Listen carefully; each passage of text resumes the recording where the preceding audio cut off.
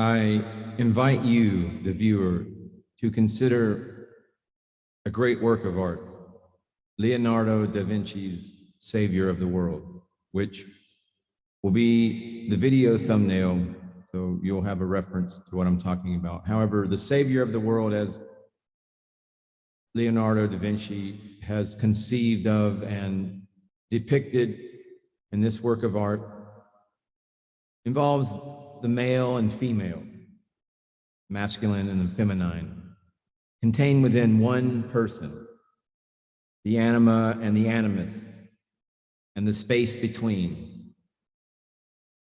A veiled reference to the ancient understanding that power lies on the path between the two aspects of human experience, the aware mind and the hidden habit of the shadow.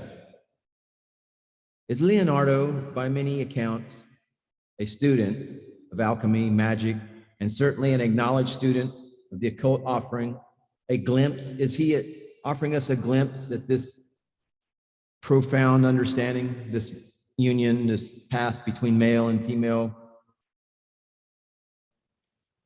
The knowledge of shadow leads to enlightenment, evolved or Christed energy, as in, yes, Jesus Christ. Christ is a title.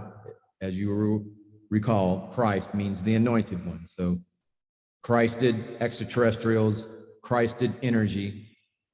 Is this painting a reference to this type of energy?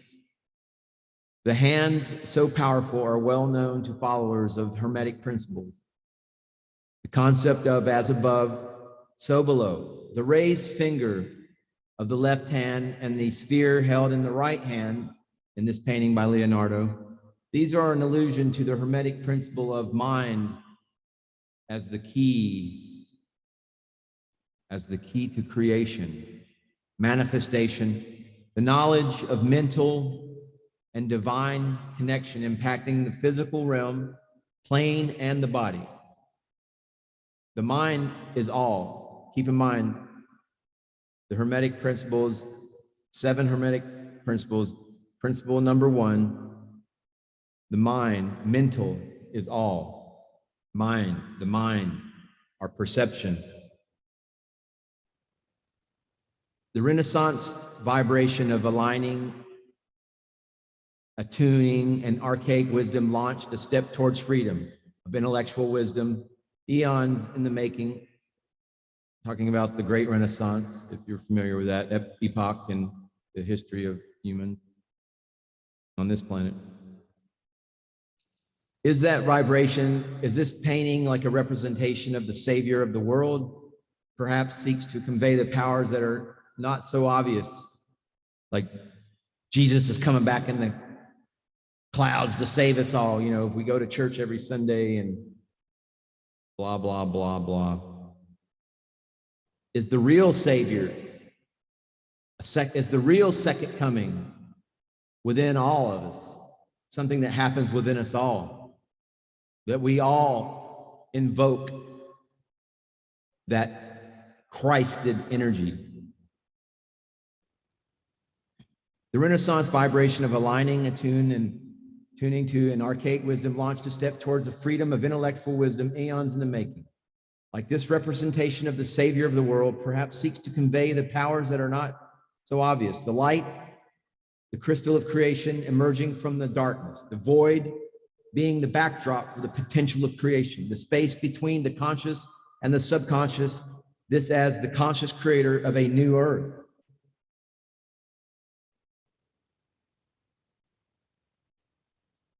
To see the light, Jah must come out the darkness. It's always darkest before the dawn. Whatever's going on in your world, it's all mental, it's all up here.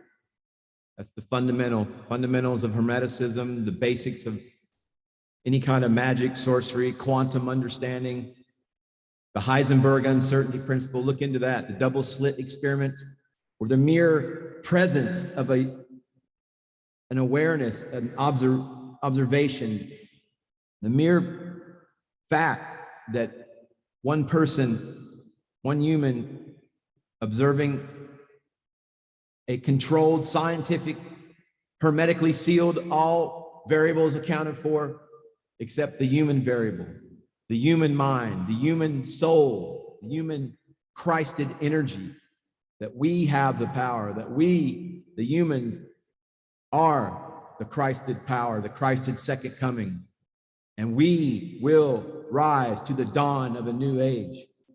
Namaste, namaskaram.